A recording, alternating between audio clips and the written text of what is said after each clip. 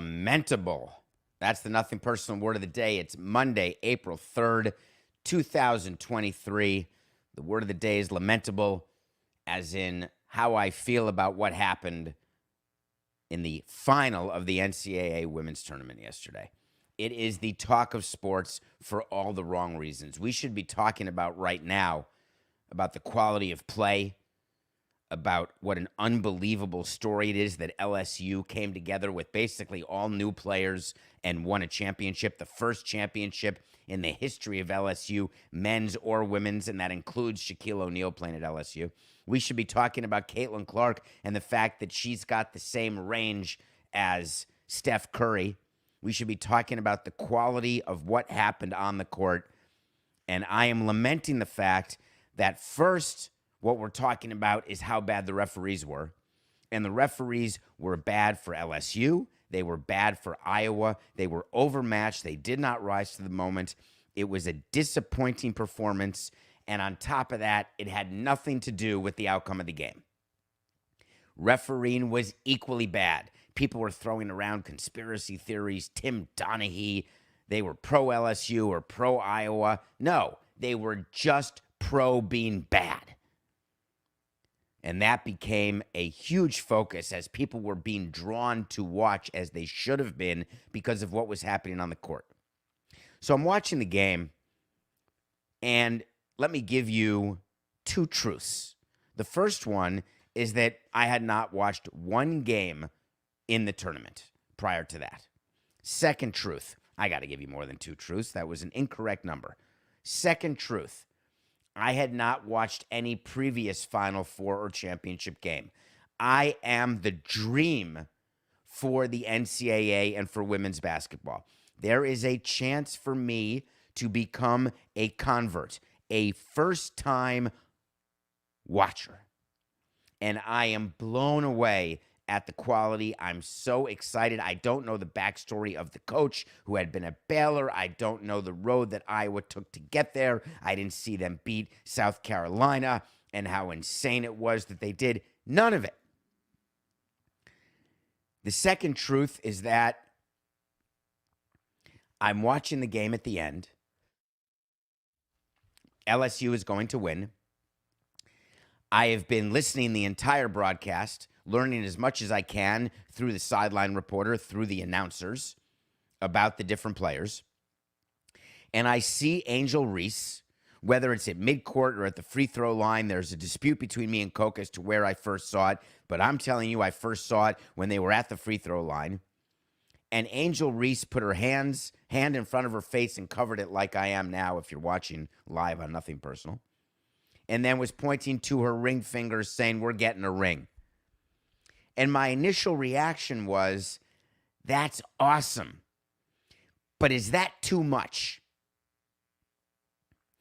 My reaction was not based on Angel Reese being black and Caitlin Clark being white.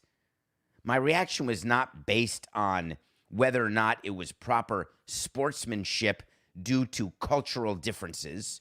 My reaction was as a president of a major sports team, or as an athletic director, or as someone who's involved in sports, what is my view of that moment?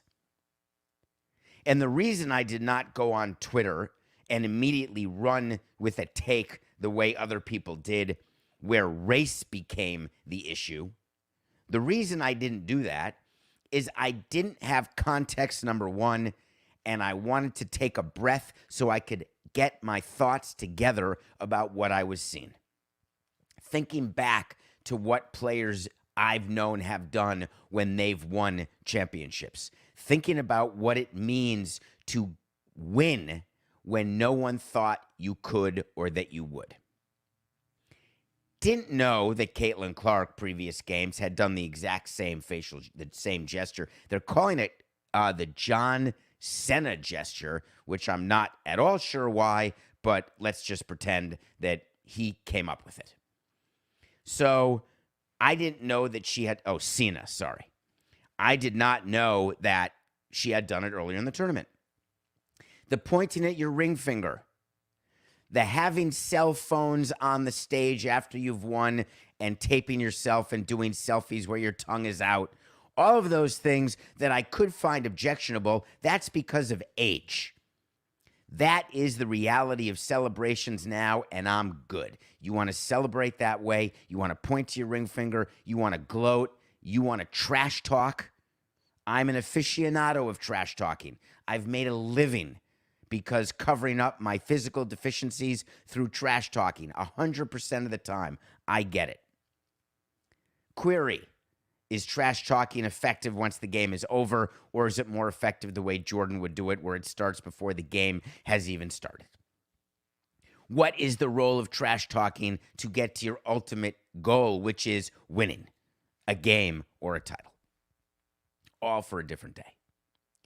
Instead, what people were doing, and why it is lamentable that they were doing it, is they took this opportunity to further the cultural divide, to further the racial divide, to show that any progress that any of us think that any of us have made in this area has actually not happened.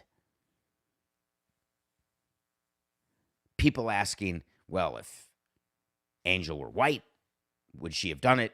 And if she had done it, would people have cared? If Caitlin were black, would she have done it? And if she would have done it, would people have cared? That's not the conversation. The conversation, to me, is based on the reaction of people, both black and white, to what took place. From a sports standpoint, I have no issue with any of it. As a matter of fact, I encourage it. From a racial standpoint, I have issue with all of the reaction. Explain to me why your reaction, just out of curiosity, is based on the color of the person who's doing the action. Explain to me why Angel Reese has to take the podium post-game and say to you, if you all want to make me the face of this culture or think that I'm a hoodlum or whatever you want to say, that's your business. That's not what I was doing in the moment. If you think it's necessary for Caitlin Clark to come out and do a tweet to explain her position and to compliment and congratulate LSU, why is it that Caitlin Clark is the face of the white player and Angel Reese is the face of the black player, and then on top of that, you make them the face of the actual color, not player, color? These are young people playing a sport in a pressure-packed situation in front of millions of people. The whole premise of a previous show was live and let live.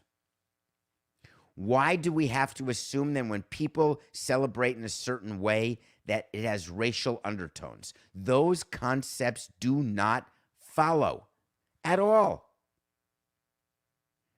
And if you're running NCAA women's basketball, if you are, I kept thinking about Megan Rapinoe. I kept thinking about the quest that she's been on through the courts and through speeches, and it's become her raison d'être, her reason to live, her reason to be, is for gender equality and pay equality. And that NCAA final game in the women's Final Four was a great step forward for networks, because that's who she's talking to, for sponsors, because that's who she's talking to embrace a sport that is equally as entertaining, equally as thrilling, and the quality of the athlete is equally as good. I'm not saying that Caitlin Clark could play in the NBA, but with that jump shot, I'm not so sure she couldn't. But the equality that is being sought after, we were right there. And now all anyone's talking about is the refereeing, and everyone's talking about what happened between Reese and Clark after the game, not the amazing, amazing battles. Do you remember, and Coca was talking to me about this, it was only, I think, the last time we did a segment about the women's basketball team, which is more a reflection of me than it is of you, the audience. I think it was 2 years ago or 3 years ago, whenever it was, that there were the facilities for the women in their tournament were so bad. I don't know if anyone remembers that. There was a picture of like Coco. Where was it? In Indianapolis. Do you remember when they had to go where their food was and where their gym was, and they had like 4 pieces of equipment, and the men had this amazing workout facility, and we were talking about the equality, and then the statement was, well, no one's watching them, or well, no one goes to the games. Do you remember this year it may have come up where the women were playing sports inside like a conference room in Vegas, and they all said, no, we're not doing that?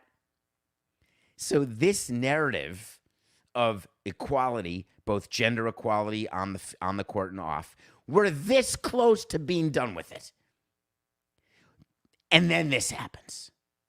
Now, what are sponsors doing? What are broadcasters doing? They're going to have to get through it. And if I'm running the NCAA, I'm going to help them get through it, because I'm going to point out, and I'm going to try to focus and say it's just Twitter. I'm going to try to say this is not a reflection of the general country having these views. And then I'm going to say that I'm lying. Because what played out on Twitter is exactly what's going on generally in the country. Whether you're talking about Republican, Democrat, whether you're talking about black, white, whether you're talking about Asian, white, black, it doesn't matter. All encapsulated in one fine moment in the women's final game is where we have to get better. And what I'm lamenting is that it happened during a women's game when we were this close to getting what the equality that they deserve and should have. And I'm lamenting the fact that it's still happening. I guess we can hope that tomorrow's sunrise brings a different narrative. I guess we can hope that eventually, as generations pass, people will begin to normalize differences that we have and not use it as an excuse or a launching point, or put people in a position where they're the face of something that they don't deserve or need to be the face of. Maybe it'll happen tomorrow. In the meantime, to not congratulate Iowa on an incredible season is wrong of you. To not congratulate LSU on winning the championship, on scoring the most points ever scored in the NCAA in a women's finals game, to beating as an underdog, winning the tournament 102-85, to understand and appreciate what you got to watch, just take a minute and be thankful, so we don't have to spend our entire day constantly lamenting. Let's talk about the NBA. Speaking of lamenting, do you know what's great about collective bargaining agreements is that you always have players or owners who chirp behind the scenes after a deal gets done, saying, oh, that deal's not good enough.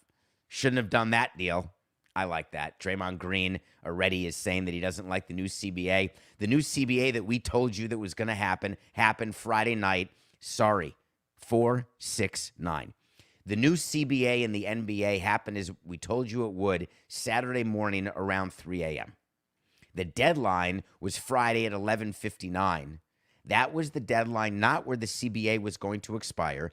That was the deadline after which both parties in the CBA could no longer opt out of the remaining years of the CBA. There have been negotiations ongoing, and I told you that the opt-out is being used as a sword, not a shield. Meaning both sides are saying to the other, if you don't do what we want, we're going to opt out, and then we're going to have a problem. We could have an MLB-sized lockout, or worse, an NBA-sized lockout. On December 12th of 2022, we had a wait to see where we tell you something's going to happen, and we'll revisit it either way. In this case, we got it right, where we said back in December that no one will opt out on March 31st. Both sides will come to an agreement, and they did. And the agreement, like every CBA, has certain things that are liked by owners, certain things that are liked by players, and then a percentage that is okay by both. A couple of things to mention in this CBA other than Draymond Green being pissed off. Number one, not the most important, but getting a lot of attention, is that their view of curing load management is that you can't win postseason awards if you don't play 65 out of the 82 games. Okay. Here is the impact that will have on load management. Wait for it. A donut. 0. Yes, Kawhi Leonard will wake up next year on a random Wednesday and say, oh my God, I can't sit out more than 17 games or I'm not going to win MVP. Give me a break. But that's the only compromise because the players like the idea of getting paid a full year's salary, not for playing a full year. The owners don't want players to get hurt. And the players say, if we keep playing this much, we're going to get hurt. The owners aren't willing to shorten the regular season. They're not willing to spread it out so there's more off days because the broadcast networks won't. And they're going out to sell to broadcasters a new deal. So their big solution to say that they've each dealt with the issue of regular season games not mattering, number one, of people buying tickets and then having no one play. Did you see yesterday's Portland Trailblazers game? The biggest upset, tied for the biggest upset in the history of the NBA or something. They were 19.5-point underdogs to the Minnesota Timberwolves because Coca and Samson were starting for the Portland Trailblazers, and they came back to win the game. Great. I wanted to see Damian Lillard, and I saw Samson. So they took care of load management. What's the next thing that you try to take care of in a CBA? It puts a little, I love it. It makes my heart sing. You're trying to take care of the outliers. You're trying to deal with the Golden State Warriors and Lacob and their ownership group and Ballmer and their ownership group and the Clippers. The guys who spend with reckless abandon, reckless indifference, as though it doesn't matter because one team has all the revenue, Warriors, and one team has all the money, Ballmer. So they came up with a system, and MLB is so happy today because we like being the leaders in things on the bargaining side. We like being the leaders in everything. We're sick of playing second fiddle to the NFL, but we're hoping to surpass and keep our distance from the NBA. So the NBA came up with the Steve Cohen tax, except I'm calling it the Steve Ballmer tax. And the reason I'm calling it the Steve Ballmer tax and not the Steve Cohen tax is that there's a second level of salary cap. What is the word? It's not a bonus. It's when you violate salary cap violation, except that's not really what we're going to call it. It's a upper limit, like the Steve Cohen limit, which is $293 million. The limit where they thought no one would go in baseball, and surprise, surprise, the Mets did. Well, now the NBA has one. They're calling it the upper apron, whereas you can't go by that, and if you do, then you are going to have penalties. I like that. The penalties are that you're not allowed to send cash in a deal to anybody. That's a great penalty because the richest teams, this is also from MLB, what do the Dodgers do? They would send cash to teams to help pay for players.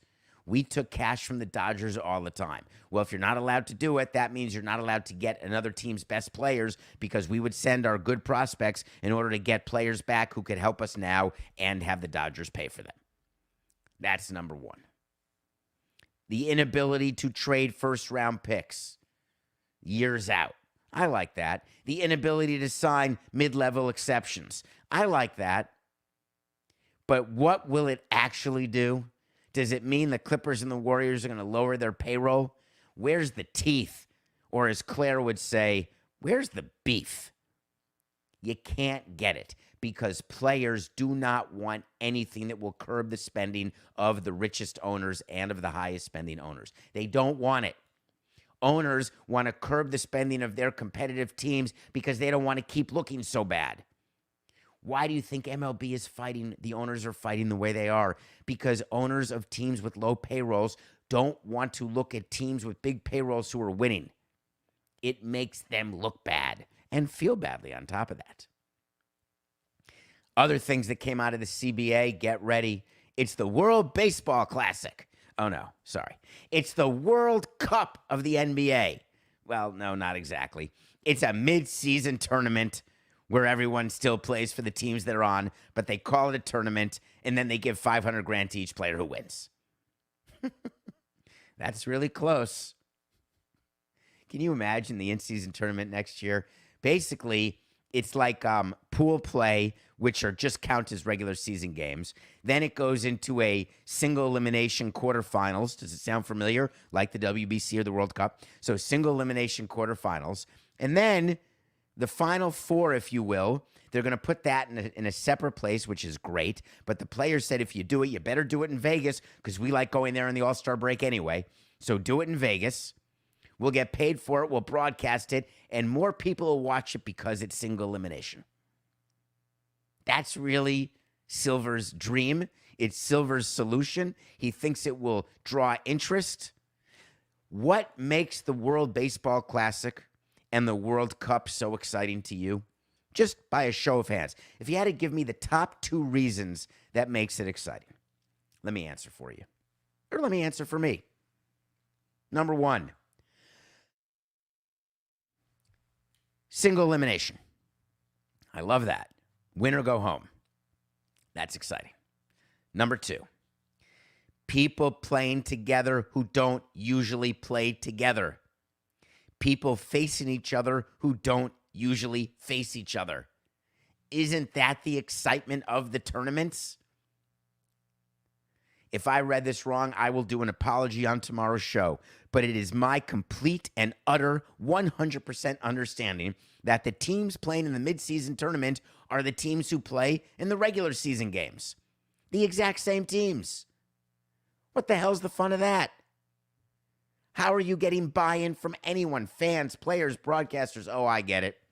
$500,000 per player. All right, that'll play. Not.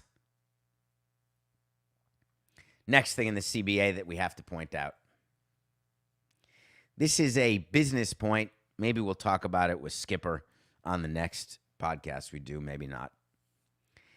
One things that players want. Have you heard LeBron James talk or Michael Jordan talk or Derek Jeter talk? They want to be owners. As much as they criticize owners and criticize management, it is interesting to me that players want to be management. They want to be owners. Why? Because the lifespan of an owner is greater than the lifespan of a player. I don't mean their time on earth breathing. I mean their time where they can earn money or effectuate change or make a difference or win, etc. The NBA, along with every other team, has had rules that NBA players or players in a league cannot own the team on which they play or any other team. If you remember, that goes back to 20 years ago, maybe it's more, when Mario Lemieux wanted a piece of the team because his team went bankrupt and he was a creditor of the team. It goes back to baseball teams going to the commissioner and saying, we want to sign our free agent. Why don't we give him a piece of the team? And it was always disallowed. Now it's going to be allowed. NBA players are going to be allowed to invest in NBA teams. They're going to be allowed to invest in WNBA teams, but not really. Here's the little caveat that was not really publicized. The way NBA players will be able to access ownership of an NBA team is through a third-party private equity firm who will, and a private equity fund that will make investments in teams. That made me smile because that's like buying a mutual fund, and inside the mutual fund, they own shares of McDonald's, and you walking into McDonald's and saying, I own this roll of buns. It's not the type of ownership that players actually want. Now you're just having players decide with all of their millions, is that private equity firm, is that fund giving the rate of return that other funds do, investing in other sectors, in other industries. So while the players may view that as a give, it's not, because owners are only too happy to have private equity funds investing in their teams because they're silent investors who just pour cash in and then are not involved in owners' meetings. They're not involved in player personnel decisions. They're not involved in anything, which is not exactly what the players wanted. So this is all part of the compromise. And the final thing that got the deal done is that NBA players can smoke the Mary Jane and it won't be tested.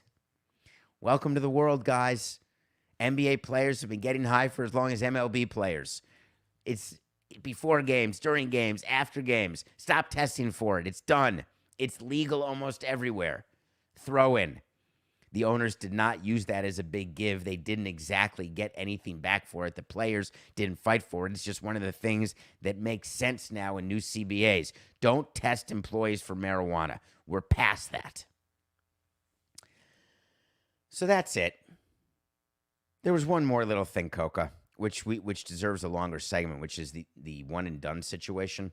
One and done, which is going to stay in place. There was some talk of lowering the age, but it is very dangerous to have young kids playing in the NBA. We have it in soccer where there are young kids playing professional soccer.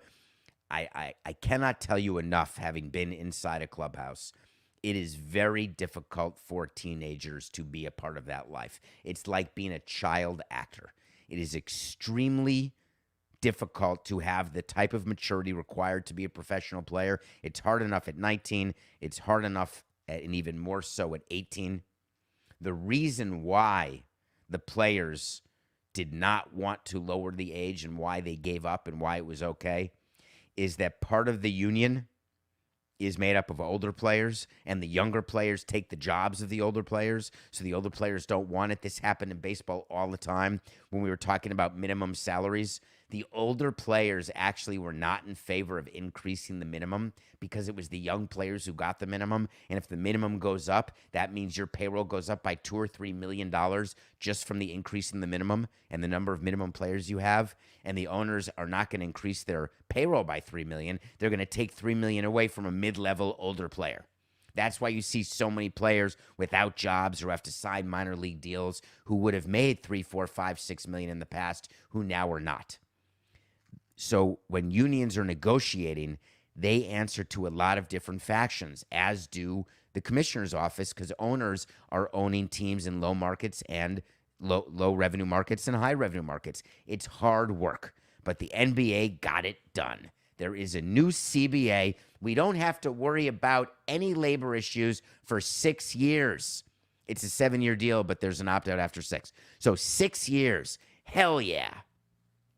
All right, Coca, when we come back, we're going to review the new Woody Harrelson movie, and then we're going to give you some more observations about what happened in the first weekend of Major League Baseball. We'll be right back.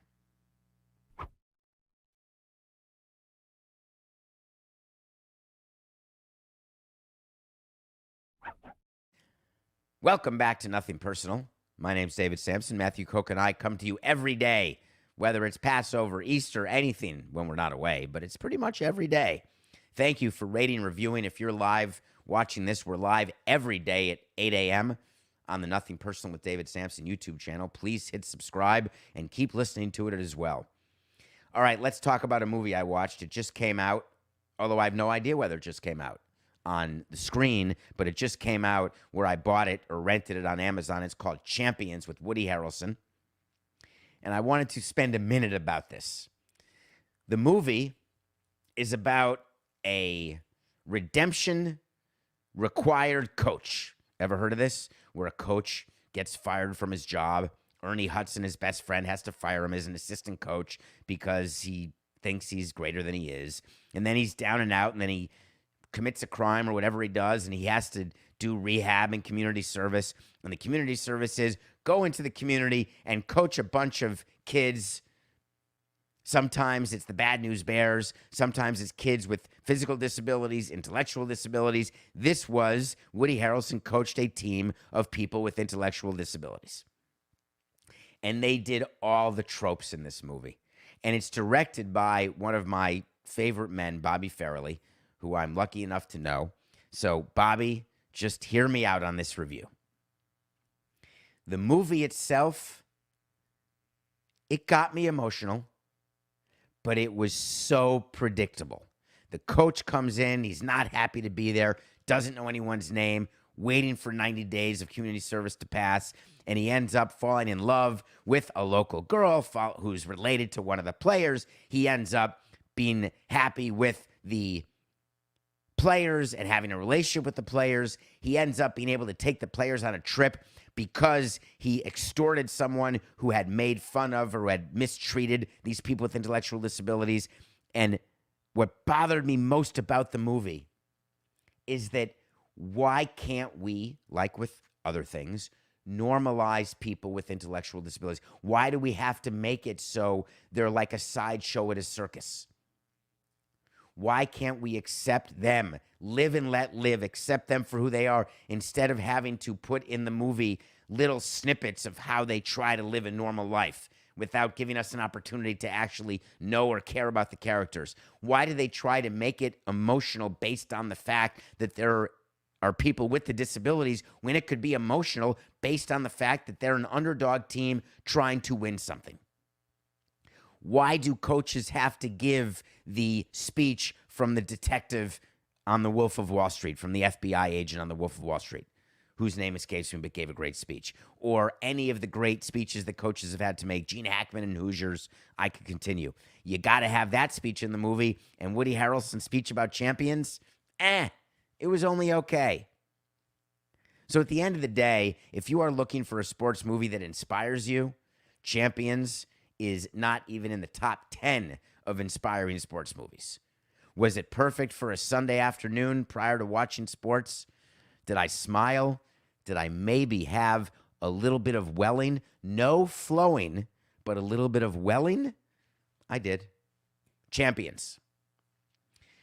Speaking of champions, we're underway.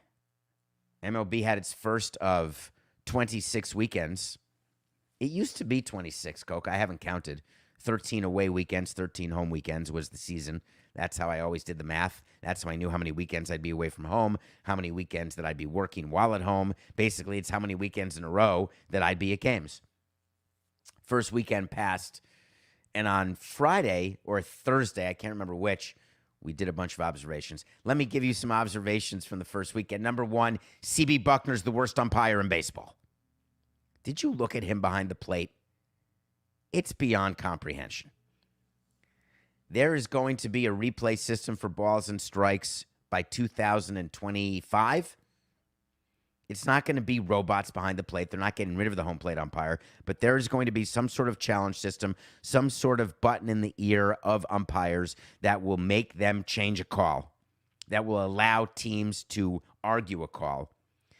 The balls and strikes, the misses from different umpires, especially C.B. Buckner, are simply staggering and inexcusable in today's world. Inexcusable. Another one is that the Marlins offense needs some help, and Jazz Chisholm can't play center.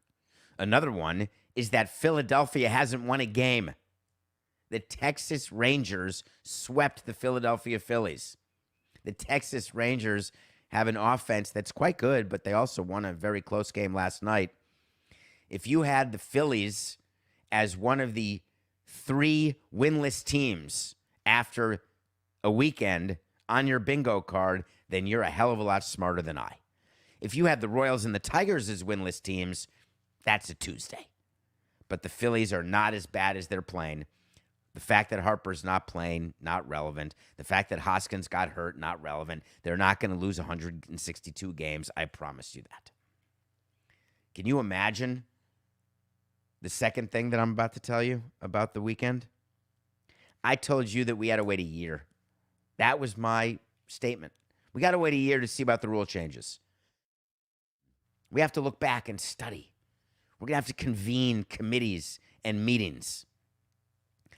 After a weekend of play, I cannot believe how angry and jealous I am that for 18 years I got home at midnight on weeknights after games. Exhausted, ready to come back the next morning, and now games are 2 hours and 20 minutes every day. Damn it. Where were these changes before? So we got games every day, and we got teams that are not playing well. But just remember, if it's your team, don't get too excited and don't get too downtrodden. It's only been a weekend. It doesn't matter. Okay. I think the Phillies have to win a game, right? They have to. I'm going to do nothing personal pick of the day. I'm going to have the Phillies beating the Yankees today. That's my pick. The Phillies are not going to go 0-4 to start the season. The Yankees, Aaron Judge already has 2 home runs. Did you see my man Giancarlo Stanton's home run yesterday? 485 feet. That sound, it's been, here's the players with the Stanton sound, and it's not even Judge. The Stanton sound has been McGuire that I've seen up close and personal. Mark McGuire, spring training. Vladimir Guerrero, Miguel Cabrera, Hanley Ramirez, and Giancarlo Stanton. That's it. Those are the only people where you're sitting there eating lunch on the balcony and you hear a sound and you duck for cover and say, we're not buying any more glass tables. We're going to make them wire. I'm going to take the Phillies over the Yankees. It's Walker's first start in a Phillies uniform against nasty Nestor Cortez. The fact that the Phillies have given up 27 runs in the first 2 games, not relevant. Phillies over the Yankees. The other game for my pick of the day today is that it's the NCAA Men's Championship. I do not see how the game could be as compelling as the women's game yesterday. I do not see a scenario that Connecticut does not win this game. So I'm taking Connecticut, and I'm going to lay the points because I don't believe you will have another Butler type. And I don't mean Butler the team, I mean Butler the player in the Final Four. That shot to win the game for SDSU was incredible. I do not see that type of game tonight. Connecticut 7.5 over SDSU. Granted, my weekend stunk. 0-3. The Dodgers did not beat the Diamondbacks on Friday. San Diego State did not cover against FAU. They won it at the last second. And Miami did not cover against Connecticut. Other than that, it was an outstanding weekend of picks. I'm 44-48. Those are my picks today. Connecticut over SDSU, Phillies over Yankees. What do you think Graham Potter's doing today? I've been meaning to think about that. Do you think he's looking at his watch right now? It's right now 1:37 Greenwich Mean Time. By the way, thanks for the correction. You know we're live, and you know that I have no prompter, speaking off the top of my head, a rundown of topics, but that's it. And when I make a mistake, sometimes Coca corrects it during the show, sometimes you correct it after the show. Give me corrections. I'll take them. I'll live with them. I'm good. I said Greenwich Median Time. I have no idea why I said that. It's Greenwich Mean Time. So for those who heard it and knew I was wrong, thank you. For those of you who heard it and thought I was right, now you know what it's really called. Greenwich Mean Time. So it's 1:30 Greenwich Mean Time right now, 1:38. And I wonder what Graham Potter's doing. He's the manager of Chelsea. When you get sacked, fired, let go, dismissed, allowed to resign the second before you're about to get fired, the day after it happens, the people come in and clean your stuff out. Boxes get sent. You wake up, you have this sense of relief. That's the sense that happens before the sense of disappointment and anger. The relief is that I don't have to speak to Todd Boehly ever again. I don't have to listen to him come into the clubhouse or go after a game, before a game, to the media and speak all of the idiocies that he speaks about the team. I'm released. Graham Potter only lasted 7 months with Chelsea, and Chelsea, they've been a disaster. Now, Todd Boehly has spent money. There's no question about that. Extremely active in the transfer windows. But what has it done for the team? Nothing. Because you can't throw together a bunch of players in soccer, put them on the same team, and say, all right, we're good. It would be like a national team never having played together and just going to the WBC to play. It's hard to do. It's hard in baseball with World Baseball Classic when they only get a few practices and a few exhibition games. But baseball is a sport where it can actually be easier to be individuals put together on a team. Soccer, you actually have to be a team. What's my issue with what Chelsea did? My issue is the way they announced it. They gave a quote, which is the baseball equivalent of whenever you fire a manager. Basketball, football, they've got it down pat. Copy, paste. On behalf of everyone at the club, we want to thank Graham sincerely for his contribution to Chelsea. What contribution?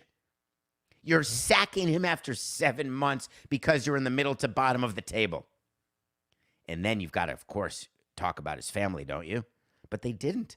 All they said is we have the highest degree of respect for Graham as a coach and as a person.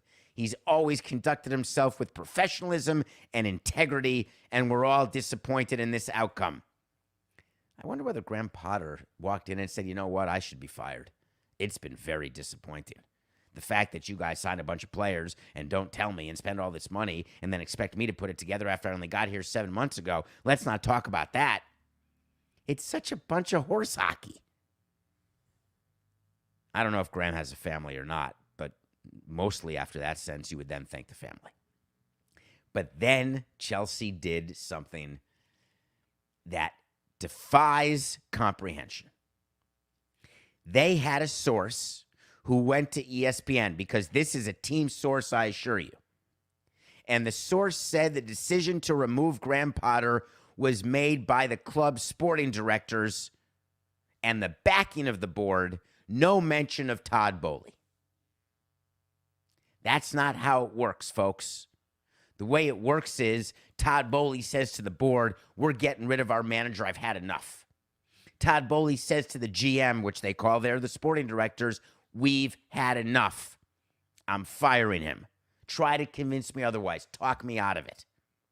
You think that the sporting directors...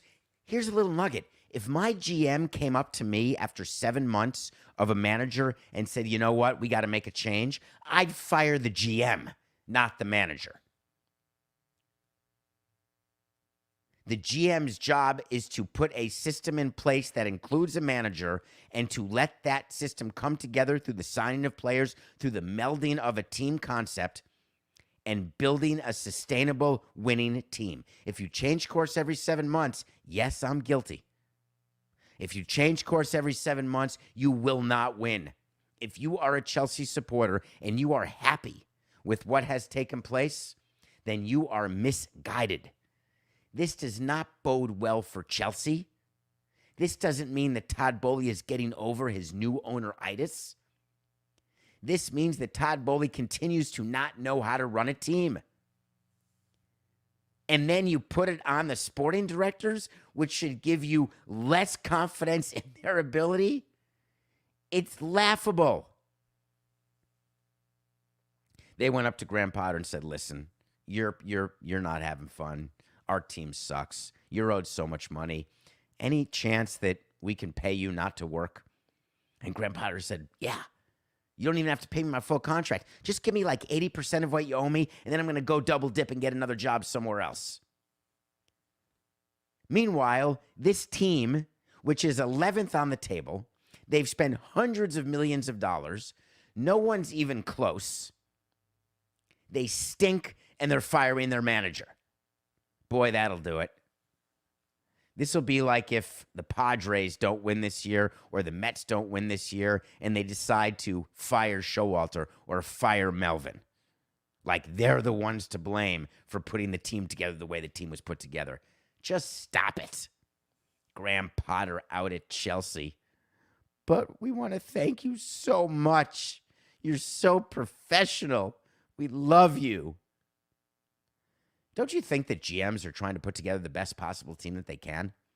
Don't you think that owners are actually thinking they're doing well even though they're not? It's so hard to learn how to be a good owner. It's hard to be a good GM. If you are deciding how you value players, how you put together a team, you have to understand your sport. You have to understand personalities. One of the biggest issues when Todd Boehly was deciding whether or not to buy Chelsea, remember when everybody was flying over there to meet with supporters and figuring out what to do, telling them it was going to be okay, we're going to listen to fans, it's going to be totally fine. It turns out that fans of football overseas, fans of baseball here, we're pretty much all the same. We just want you to be honest with us. We want you to try within the best means possible to put the best players on the pitch or on the field. But what we really want above all is just win. But over in Europe, they care a hell of a lot more about winning. They also care about integrity and principle. You don't lie to fans. In the U.S., we lie to fans all the time. We take it totally for granted, like you're not paying attention. It's a little different there, Todd. Everybody's paying attention. Haven't you watched Ted Lasso? All those people in the pub, they're paying attention. Ironically, for all of them, it's extremely personal. For me, it's just business. We'll be back tomorrow. This is nothing personal.